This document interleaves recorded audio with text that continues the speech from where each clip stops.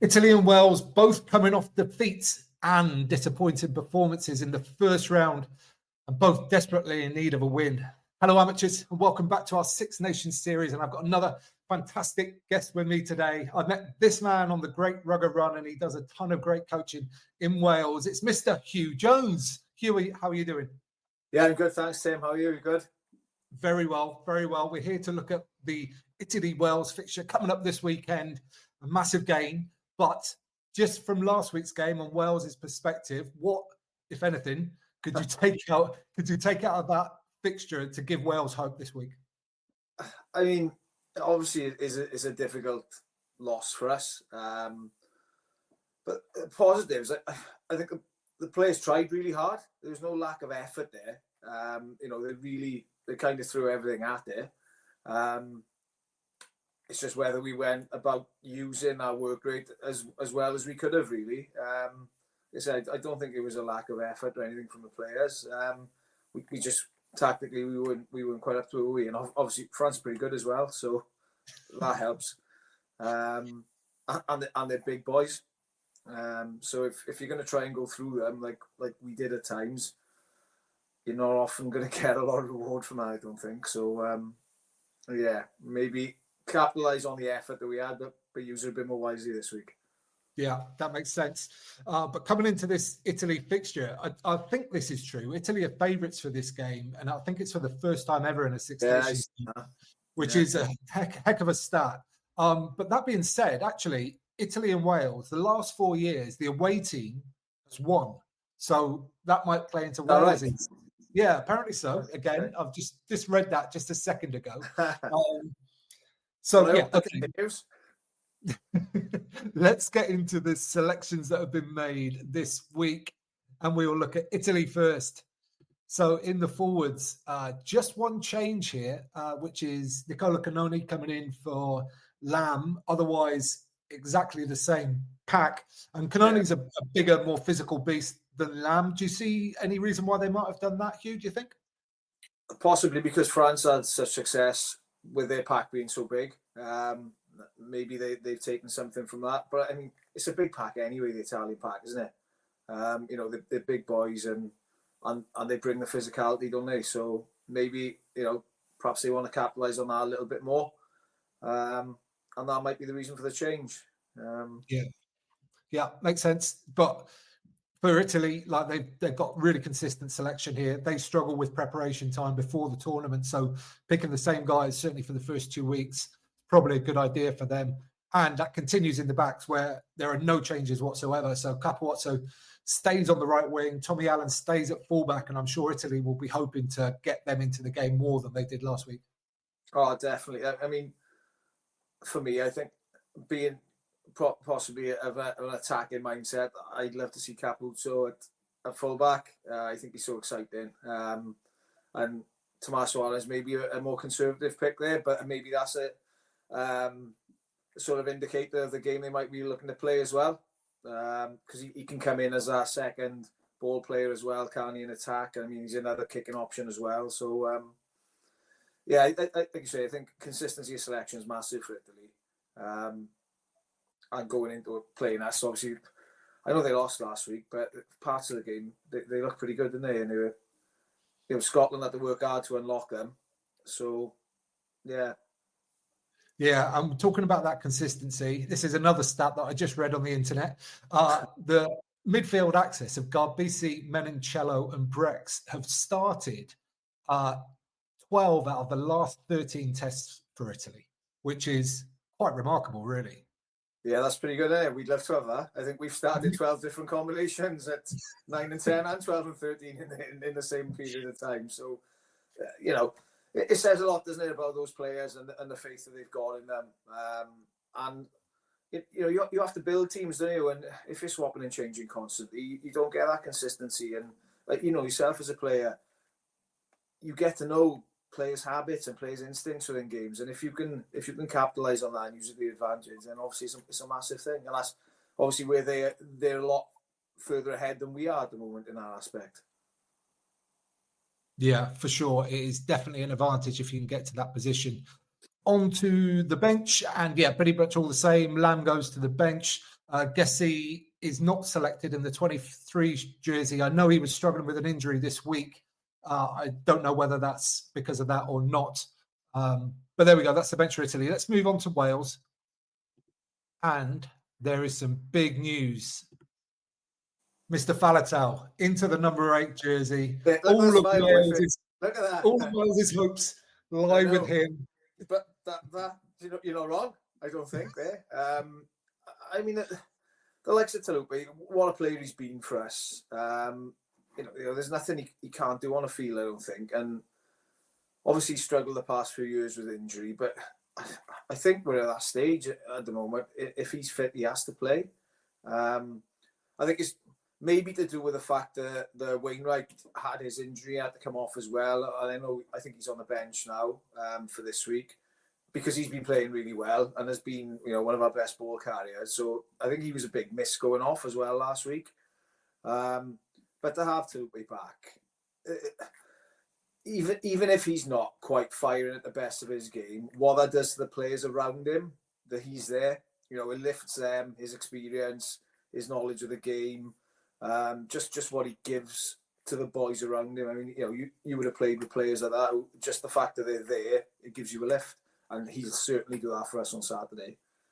Definitely, absolutely. And Wainwright, you're correct, is on the bench. And I questioned this initially. I thought, well, if Wales are really struggling for ball carriers, why wouldn't you start Wainwright as well? But then I thought maybe if Faletau's not that fit, he might not last the 80 minutes. And to be able to bring Wainwright on later in the game might bring real impact. Yeah, and I think Wainwright's got good feet as well, hasn't he? You know, so against tired defenders, he can really exploit that. But I think you're right. I think, you know, in terms of ball carriers, if you put Wainwright in there at 6 as well, that's a really big, good ball carrying back row there, isn't it? Not that both of them doesn't do that job well, but I think Wainwright just brings a little bit extra possibly. And I think you're right. It's to do with how long is Talupi going to play, really, isn't it? You know, he's been out for a long time. And, you know, we could carry once and break his arm again because that's happened before, hasn't it? So hopefully he doesn't, obviously. Don't tempt fate there, Huw. No, I know. It'd be my fault now if that happens, obviously. But I think just having him there is just great for everybody who's in that team. It'll give everybody a lift, forwards and backs alike. Yeah, I completely agree. Okay, let's move on to the backs. And we're talking about the midfield, and this was the stat. So this was Ross Petty, by the way, on Twitter that came up with this stat. And Wales, in that same period of Italy, have had 10 different combinations of 10, 12, and 13. So 10 different combinations in 13 tests. And it's Eddie James who comes in to the number 12 jersey. What do you know about Eddie James, Huw? He's a big ball carrier. You know, so he fits that bill really well. It'll be something who will use to look to get us over the gain line, I'm sure. You know, he's done well for the Scarlets, but for me, I just don't understand how Max Llewellyn can be playing the way he's playing at Gloucester and then not having a sniff with the Welsh team at all. I don't know if that's something he's done to upset somebody in the coaching setup or whatever. But it baffles me, and I know I'm not on my own thinking that. There's a lot of people in Wales thinking the same thing. But again, we don't know the ins and the outs. We don't know what happens in training and that sort of thing. And hopefully he'll do a good job on Saturday for us. Like I said, they're similar players. But for me, I think I probably would have given Max Llewellyn a call after the France game, particularly with Owen Watkin going out with an injury as well. But as I said, hopefully he is a big ball carrier and he should give us that little bit of go forward that perhaps we missed last week. You know, from our centres, really. Yeah, definitely. I spoke about this in one of the other videos. Like it was last year, I think, when Mason Grady came into the side later in the tournament, and he just got the ball and went forward, and it made the world of difference to Wales's attack. And there was none of that really last week, certainly. No, and if you're going forward, the game's easier, isn't it? You know, everything to do with attack is easier. Everything to do with defence is more difficult if the other team's going forward. So any players you go out and give you that. Particularly in the modern game where defences are so good, they're worth their weight in gold, really, aren't they? And whether it be through quick feet and going over or just being a big man and getting you over the gain line. I think particularly the way Gatland teams like to play, you know, in the past we've had Jamie Roberts there. doing that sort of job. You know, people underestimate what Jonathan Davis used to do for us, because although he's quick, he's a big man as well. Yeah. You know, and he was difficult to stop. So, you know, if you could stop Jamie Robertson, you had to stop him as well. So, and I think it's that having more than one option to carry there would have been. But then, you know, Liam Williams is a big man as well. And can we get him to give us go forward? I know ideally we'd like him playing out on an edge and doing what he does well out there. But I think, you know, can we use him a little bit better maybe? Because we do need something to give us that go forward. And at the moment, I can't see us changing an awful lot in terms of how we're going to attack. So we're going to have to do it that way. But hopefully they'll give us that, and we can get a bit of go forward. Yeah, I've met Jonathan Davis in real life, and I was a bit like, oh wow, yeah, you are a big lad. Bit shocked, to be honest. Yeah. Okay, moving on to the bench, and this is all pretty much the same, I think, as last week. Yeah, it is, isn't it? With Wainwright coming in, into the bench. And one question for you, Huw Jones: where are all the Joneses? I don't know. Perhaps it's out. We're all too old now. There's none to say, really. No. No, but you know, we'll come again. Don't you worry. There's some coming through. Good to hear. Okay, let's move on and talk about what kind of game we think we'll see from Italy. They're definitely playing a lot more pragmatically this year and in the last sort of 6 months or so. Not playing a lot of rugby in the middle third, whereas Wales last week, even against the French, did try and play quite a bit. Do you think Wales are going to continue that thread, or maybe bring in a bit more of a kicking game? I would have thought they'll have to kick a little bit more. You know, it's what was it? The Sean Edwards quote last year to the French: "Kicks the effing ball." You know, when you're in your own half, and if we were a team that attacking wise was setting it alight and we're creating holes and space all over the place, and let's go for everywhere. But we don't look like doing that at the moment. And I know in the past, Gatland's teams have always prided themselves on being fitter than other teams, so they'll keep the ball in play and they'll make teams tackle for phase after phase after phase, in the hope that in the last 20 minutes then we'll come into it. But I just don't know that we can do that anymore. And for me, it was really frustrating watching Wales' attack, because it looked like Wales attacked 10 years ago. Right. Very, very similar patterns. You know, get to one touchline, one forward pod back in, then another forward pod off that, out the back to a centre coming short. You know, you could have been talking about Jonathan Davis and Jamie Roberts and Gethin Jenkins and those players running those sorts of lines. But the difference is they're much bigger, and you know, and they were 50 caps in probably at the time as well. And when you compare that to like how Ireland attack, or even how England attack, and how they try and manipulate defenders and move people, I just feel like there's so much more in the players if we can get it out to them, and if they want to play that way. So they're just trying, use big men to get us over the game. Like, I don't know, has the game moved on from that? Obviously, you can still need to go forward, but defenses are really good. You can't just run hard at people anymore. It's not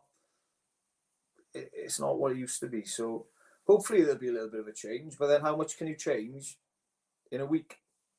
Yeah, especially with throwing a new centre in the mix as well. Yeah. It's very difficult, but I think Scotland gave you a little bit of a blueprint on how to do it. They did actually make decent carries through their forwards. So if Wales can manage that with people like Faletau, and then they just got quick ball, moved it right to left, and they exploited Capuozzo, I think, a couple of times. Duhan van der Merwe got down that left flank quite a few times, and there wasn't a lot of space there. So I think if you can get the ball to that channel and then just use a little bit of deception, you can get him to bite in. So I'd be looking for that for Wales. I agree with that. But when you look at our attack on an edge, it was just people running straight and fixing and passing. There's that deception, and there just didn't seem to be any deception on there. And again, I don't know if that's what they coach to do. I don't know, but I want more. I expect more, I suppose, from an international team, you know. So hopefully we will. Like you say, the Scots have shown us how you can exploit them on that wide channel. but they can exploit them wide because they went forward first. Yeah, so if you can, absolutely. And if you're going forward first, you can do it. Yeah, and I think these two packs actually match up quite well. I think they're fairly similar, I think, in lots of ways. So that forward battle, who can just get an edge there, I think will be really key. Yeah, and it's the old adage, isn't it? The forwards decide who wins games and the backs decide by how much. And I know the game has moved on, but it's still massively important. Like if your big heavy men are doing the dirty work for you and getting you on that front foot, then as an attack game, it's much easier to play. Yeah, although apparently weather forecast at the moment looks like there might be a bit of rain as well. So free-flowing rugby might be a little bit more difficult. Oh, kicking game's going to need to be better then, isn't it? Than it was last week as well. Yeah, I mean, but I think, Italy, I think, are correct to be favourites, but they've come off a fairly sort of average performance as well. When they did attack, they didn't look at all fluid, not like the Italy of sort of a year ago or 18 months ago. So if Wales can get into them and keep them disrupted, maybe make them get a little bit nervous. And I think so many people are sure that Italy's going to win. I'm not sure it's that stone cold, No, and it's interesting, isn't it? Because it's a different mindset for them as well. This is, like you say, it's the first time they've ever gone into a Six Nations game against Wales as favourites. So how do they cope with that pressure? How do they cope with their crowd expecting them to win? It's a completely different thing to going in where we can afford to throw around and we can almost be like, as long as we're within a few points and we score a few tries, that's acceptable. They're expected to win now, and that's a completely different pressure. So how do they deal with that? And does that take pressure off us in terms of, they're the favourites. It's all for them to play for. Nobody expects us to win. And sometimes teams like that can be dangerous, and hopefully that's what we'll be on Saturday. Fingers crossed. Anyway. Yeah. The psychological part of sport is still so incredibly important. Maybe the most important thing, actually. Huge. Yeah. I think it is the most important thing. You look at modern training techniques now in terms of how big the players are, how quick they are, how powerful they are, how good their skills are, because they practice them so much compared to what they used to years ago. So, what's the difference in teams? It's our mindset for me, and how much work we talk about it. Obviously, I'm a teacher as well, and we talk about it in school. Like we prepare the pupils in terms of physically and technically, but then in those really big games where there's pressure on, nobody really tells them how to cope with that pressure and how to manage it. And I get it with my daughters as well, who compete in trampoline at quite a high level. And for the past 3 or 4 years, we don't speak about what they do technically, but we do talk about, it's the old adage, you can't affect what's just happened, but you can affect what happens next. And even little things like that. How many kids know that? And I'm taking it right back there now to sort of kids levels, but the top teams are usually the mentally the toughest teams, aren't they? Yeah, I think you're dead right. Okay, time to put predictions into order now, Huw. Who do you think's going to win, and by how much? Let's have your score prediction. Given that the Italians are favourites, and it's in Rome, I'm going to say we're going to win by 8. Okay. Let's see how they cope with that pressure of being favourites. Yeah.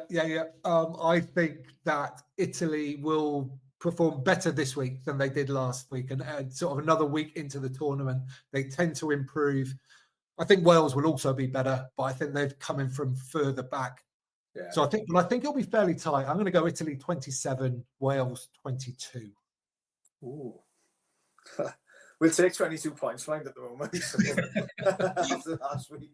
Yeah, for sure. Okay, that's what we think, folks. But what do you think at home? Have we got it right? Anything technically, tactically that we didn't mention that you think will play an important role, or any players that you think will play a key role? Let us know in the comments down below, and we'll join you there for a conversation. Or let us know who you think will win as well. Make sure you tell us that. Give this video a thumbs up while you're down there if you don't mind. It helps other people find it. And it just needs to say, Huw Jones, thank you very much for your time today. Really appreciate it. Thanks, Tim. Really enjoyed it. Great to see you again. You too. And people at home, you can subscribe there. You can watch that one next. And don't forget to get out and play.